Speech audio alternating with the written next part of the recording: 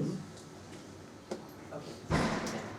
Hi, I'm Brennan Martins. I'm a member of the Vancouver Paleontological Society. I'm 16 years old, and I've been collecting fossils for about 9 years now. And today I'll be giving a presentation on prehistoric British Columbia. I'll be going through the fossil sites from oldest in age to youngest, going over their age as well as what it was like at the time and the fossils that can be found there. So I'll be starting with the Burgess Shale in Yoho National Park. Burgess Shale is a very important area of rock as it contains creatures dating back to 500 million years ago in a period known as the Cambrian.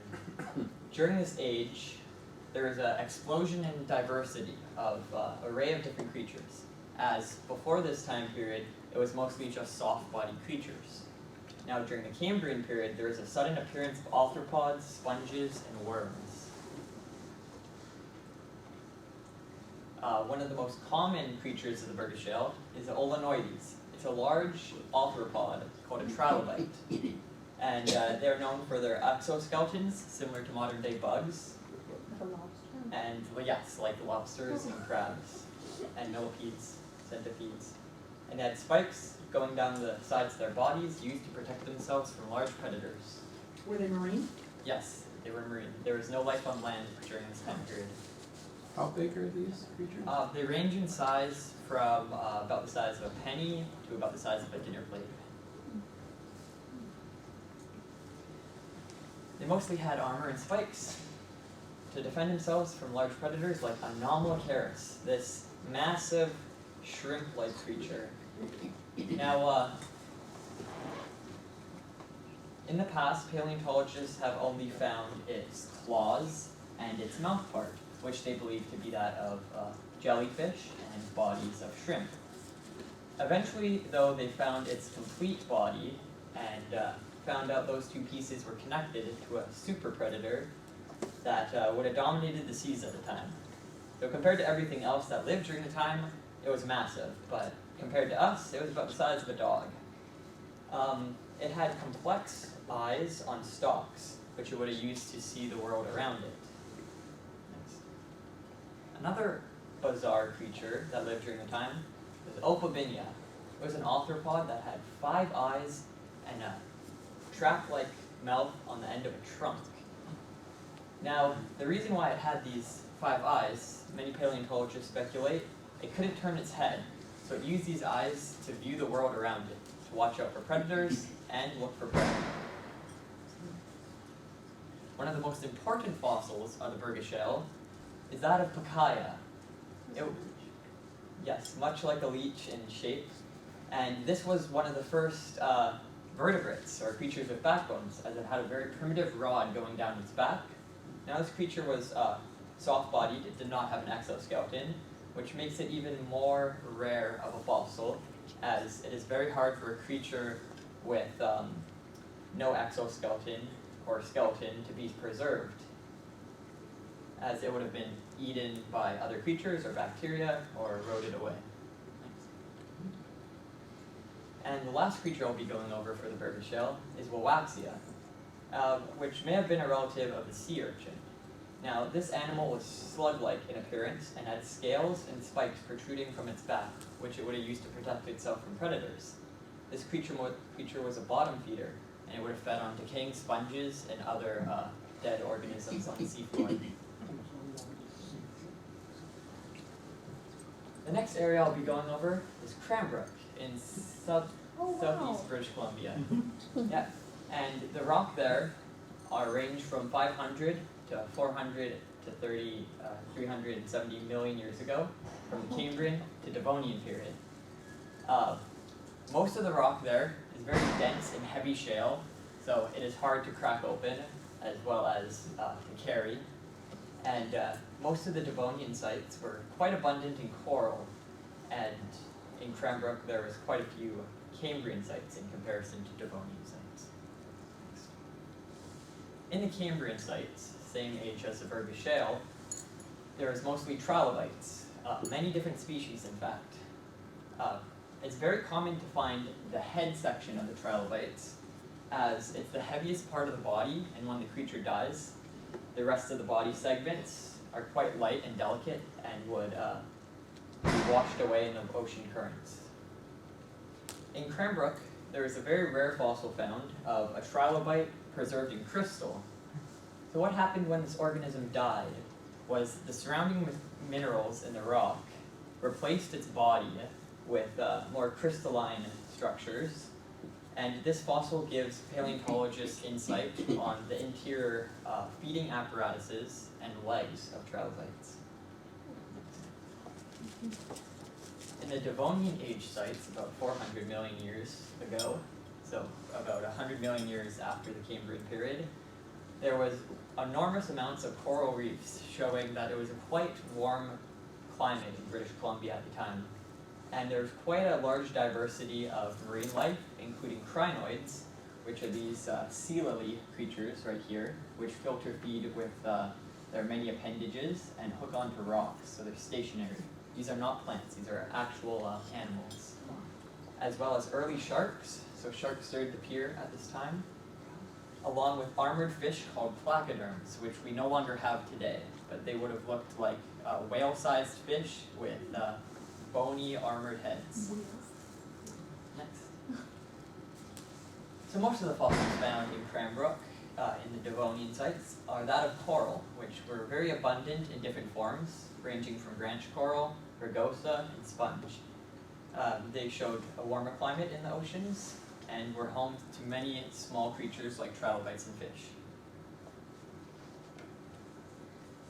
During this time, though, trilobites were decreasing in numbers due to the sudden appearance of fish, which would eventually take their place in the food chain, and the appearance of ammonites, which are a squid that lives in a spiral shell, and other cephalopods, as these creatures would use trilobites as one of their main food sources. Moving on to Harrison, which is north of Chilliwack. The rock there is about 170 million years of age, so this is during the Jurassic Period, which is known as the golden age of the dinosaurs, a period in time where you would see creatures like Stegosaurus, Apatosaurus, and Allosaurus roaming around. In British Columbia, it was mostly warm, rocky coasts with many inlets, as well as deep water environments with fast-flowing currents. So what part of BC would have actually been above land at that, above water at that point? We would say the land closer to Alberta, as the Jurassic Age rock there appears to be mostly land-based. Okay. You can see this. So we're underwater. Yeah. Right now we are underwater. Next. The most common fossil found in Harrison is that of Bukia, which is a clam-like shell called a bivalve, and they're mostly fossilized in these large clusters of conglomerations. And this is because ocean currents at the time would push all the dead remains of these organisms into inlets where they would be buried by sand, hence why they're mostly fossilized in sandstone deposits. Another fossil that can be found there is a strange bullet-shaped fossil, which belongs to belemnites, which are a type of squid with an interior shell, this piece right here, which they would use to move faster in the water column. And it's somewhat similar to modern-day squids' ink pens. Now these fossils preserve well in calcite, as most of the minerals in the surrounding rock would replace its organic matter, and the rest of the creature would be eroded away by bacteria and other predators. So it is very rare to get a complete fossil of one of these. We usually just find the bullet shapes in the rock. Now, an extremely rare fossil that was found in Cranbrook a while back was a vertebra from a marine reptile called the ichthyosaurus. Now, this creature looks similar to a dolphin, but in fact it was a reptile, not a dinosaur though, and it fed on belemnites, fish, and ammonites. And what we can tell from one single vertebra is its body shape, as ichthyosaurs share a common vertebra shape with sharks. More slender ichthyosaurs and sharks had a more slender vertebra, and more wider would have a more wider vertebra. And the one found in Harrison was that of a wide ichthyosaur, so something more half-oval shaped body. Moving on to Tamla Ridge. This is one of my favorite fossil sites as it contains dinosaurs. Now when most people think dinosaurs, they think of Alberta or Drumheller. But in fact, we have dinosaurs here in British Columbia too. Sadly though, we do not get their skeletons. It is mostly just footprints and trace fossils. The rocks in Tamla Ridge are Cretaceous in age, about 100 million years ago. So the same age that T-Rex lived, just a few million years beforehand. And the environments were mostly rivers and large bodies of water, as well as forested environments. And of course, dinosaurs dominated the land at this time. Next. A common dinosaur found in Tamla Ridge is Nodosaurus. Nodosaurus is an armored dinosaur, part of the Ankylosaur family tree, which are known for their clubbed tails. But Nodosaurs are special as they do not have clubbed tails. They just have the bony armor plating along their backs, as well as spikes for protection. Now, these Nodosaurs were small in size, about the size of sheep and cattle. They had armored bodies, so think of an army tank with arms and legs. And they left four-toed footprints. So as you can see, this is the front foot, and it left a more crescent shape. And this here is the back foot, and it was more wider and larger. And my favorite dinosaur, it can actually be found in Tamla Ridge, by its footprints of course, the Acrocanthosaurus. This was a large theropod, or meat-eating dinosaur, around the size of Tyrannosaurus rex. And it had a long ridge running along its back, and left distinct three-toed footprints. Now a very interesting find was discovered recently in Tamla Ridge. Various different trackways showing odd grooves and scratches, which paleontologists believe to be mating dances of these dinosaurs, which behaved similar to birds, as paleontologists have compared these groupings of scratch marks, fossilized scratch marks in the sand, to be similar of modern-day birds' mating dances. Next. So next I'll be going over Vancouver Island. So the general area of Vancouver Island has over 200 fossil sites on it. So I'll be briefly going over some common fossils found at some of the sites. And most of the rock is late Cretaceous in age, around 75 million years ago. So Vancouver Island was underwater during that time. The waters were a little bit cooler, or more colder than the ones I described in past slides. And there were many large marine creatures living at this time. There's also a diverse range of ammonites, which are those squid and spiral shells. Next. Like this guy here. So ammonites, squid-like creatures that live in spiral shells. These guys were extremely common on Vancouver Island, and there are many different species. In their spiral shells contained many chambers, which they would fill up with gas to float and liquids to sink in the water column, so they could control their buoyancy with ease. And they do have a living relative called the nautilus, which has similar internal structures with those chambers, as well as tentacles. A very odd type of ammonite, the heteromorph ammonite, are known for their bizarre shell shapes, which many paleontologists speculate this was to differentiate them from other species, as well as display and buoyancy. These creatures mated quickly and produced many offspring, which resulted in mutations and variations in shells, which would eventually lead to new species being formed. That is why there was such an abundant amount of different shell shapes. Now, one of the more interesting fossils found on Vancouver Island are that of Mosasaurus, this massive marine reptile. This guy's not a dinosaur, but it lived at the same time, and it would have fed on everything living in its marine environment. Ammonites, fish, and even other marine reptiles. It was related to snakes and monitor lizards, as it had a second row of teeth on its top jaw, which it would have used to hold on to struggling prey. It also had a fluke-like tail, similar to sharks, which it would use to chase after its prey. Another marine reptile that lived at the time is Elasmosaurus. It's kind of similar to the Loch Ness Monster or the Ogopogo that many of you may have heard of.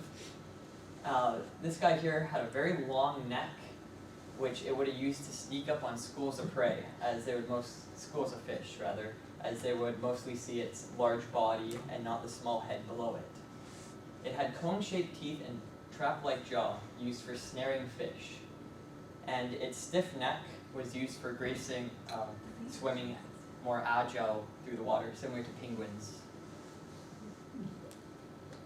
The next site I'll go over is Princeton. Princeton's rock age is around 55 million years ago, during the Eocene period, so this is about 10 million years after the dinosaurs went extinct. Now during this time, it was more of a forested area, as we find many plant fossils as well as coal deposits in the area. So this here is my colleague Perry walking towards a large embankment with coal deposits, these black materials here, so you can differentiate which layers have a more abundant amount of plant fossils. And here I am working away at a hillside. This particular fossil site yielded a lot of plant and insect fossils.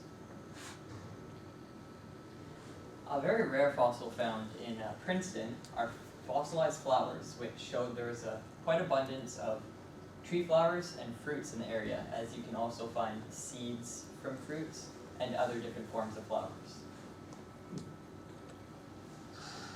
A somewhat rare fossil found in Princeton are fish fossils. The most common are from Eodon, meaning early tooth, due to these fish being relatives of a variety of modern day fish, including the sticklebacks. This showed that the environment had many bodies of water, including ponds, lakes, rivers, and streams, and that the food chain was very active. A common insect found in Princeton are march flies, which we still have alive today. They're very common, as most of the other insects have a more softer body, similar to maggots and worms. And they're found at many of the sites in Princeton. They have very distinct wings, ovaloid in shape, which many insects found in Princeton have wings or wing structures. So it's very easy to tell the difference between these guys and other insects. Are they the same size as the modern ones, or? They're relatively the same size as the modern march flies, yes. An extremely common fossil found, well, throughout British Columbia, but also at the site, Princeton, are metasequoia, or as many people know them, Don redwood, which are still alive today. They're a very tall tree with needle-like leaves. And the last site I'll be going over is Kitsilano Beach in Vancouver. This site was around the late Eocene to early Oligocene epochs in age, so 38 to 28 million years ago. The fossils found here show signs of forest fires, floods, and tsunamis in the area at the time. But paleontologists are baffled by the fact that no animal fossils have been found at the site, strangely, as this site has preservation as well as high productivity, showing a very thriving ecosystem. But like I said, mostly plant fossils are found at the area, and the leaves found there are of many names that you would notice, like beech, chestnut, and sycamore, things we have today. And they showed signs of a changing climate from a more tropical to subtropical and cooler climate, something we see today. Though at that time the climate was still quite warm, and palm frond fossils can actually be found at the site, showing that this area in particular was close to the sea, and they're mostly in fragments, as these palm fronds can get around the size of car tires, and the fossils that are preserved in Kitsilano's rock, the rock there is more brittle due to it being exposed to seawater constantly. And that concludes my presentation. Thanks for watching, and I'll be taking any questions now.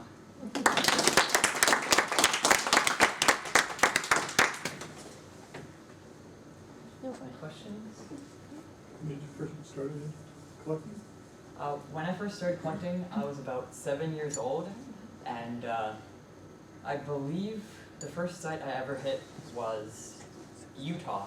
I was on a road trip down to the States, and there's a fossil site in Utah where you can find trilobites, creatures that I showed in some of the first slides. And ever since then, I've been finding new locations, not just in the States, but of course all of British Columbia, and collecting from those as well. And have you been to Drumheller? Yes, I go every summer. It is quite spectacular. It's actually one of the reasons why I got into paleontology. I went there when I was about 2 years old, and ever since then I've just been amazed by the past and want to discover more. And British Columbia, out of all places, is one of the best to do so, as we have less strict fossil laws, where you can actually collect and keep fossils, as well as easy access to some of the sites. Any other questions? How many members are there at the Vancouver Paleontological Society? There's about I'm gonna say 20, 30? yeah, about 20 or 30-ish. Yeah. It is mostly, the Vancouver Paleontological Society is mostly university students, professors, paleontologists, and fossil collectors, but it is open to the general public or Yeah. people without backgrounds in paleontology who are just interested and maybe want to try out fossil hunting or get into it, And all the lectures are free. of course. Yeah. And being a member, it's around $30 a year, and you'll be able to go to fossil sites and locations throughout British Columbia to collect fossils. Any other questions? Do you have a favorite fossil that you found? Actually, yes. I recently discovered this fossil, but I've always been wanting to discover it. It is an ammonite, a heteromorph actually, some of the crazy shell fossils that I showed in the past slides. And where is There it? we go. Right here, this guy. It's called diplomoceras. When I was about 7, I watched a paleontological lecture on this newly discovered ammonite that was found on Hornby Island. And it was so bizarre. Its body shape was similar to that of a paperclip actually. And I've always wanted to find it, but it is a really rare fossil. This creature was about the size of a person when fully grown, and it would easily break apart while being fossilized. As you can see, this is just a fragment of it. Recently, I went on a fossil expedition to Hornby Island as a part of a paleontological event, and while fossil hunting there, I came across the skeleton, or the shell of a diplomoceras, and that was like one of the most happiest days of my fossil hunting career. Yeah, it was spectacular. Is it a common place to find fossils or Well, Hornby Island? Yeah, Hornby Island actually used to be very, very popular. Lots of paleontologists would go there because it was home to many, many different heteromorph ammonites, as well as crabs, lobsters, marine reptiles, sharks, many different species of fish.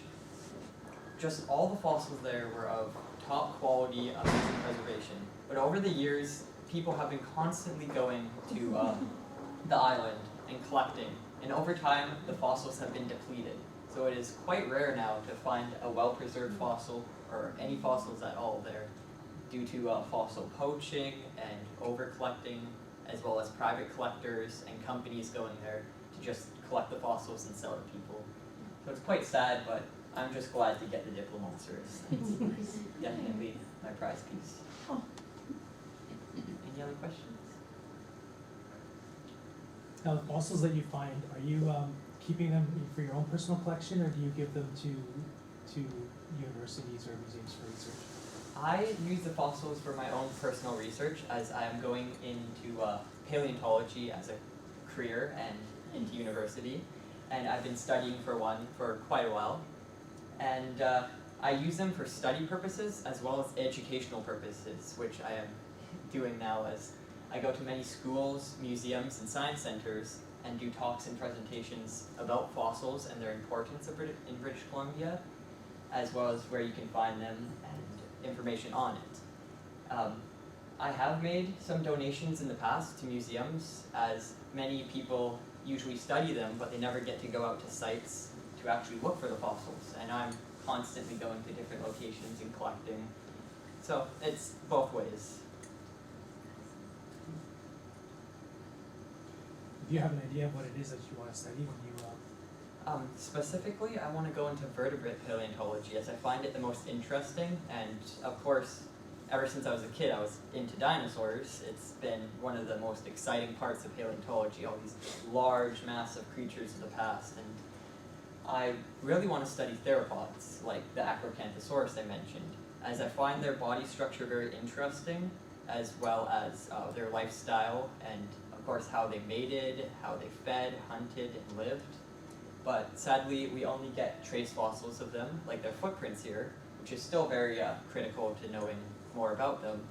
But I'd rather go to Alberta and study the skeletal remains and whatnot there, which I will be doing so in the next year or two. Have you done any visits to any of the European sites yet? I have sadly not been able to charter any flights out to Europe, but I would greatly love that. Like, I mean, they've got some amazing sites. yes, outstanding. Many like the chalk cliffs and Isle of Wight and whatnot. Of course, they get similar ammonites that we do, as they have Jurassic and Cretaceous rock, as well as some of the Devonian and Cambrian rock, with quite better preservation in some cases due to more clay-like substance the fossils are preserved in. They also get complete marine reptile skeletons, as here in British Columbia we only get fragments of them like teeth, skulls, and only few semi-complete skeletons have been found there. Any others? No. No? Okay. Thanks for Thanks, Brendan. Thank you. Thank you.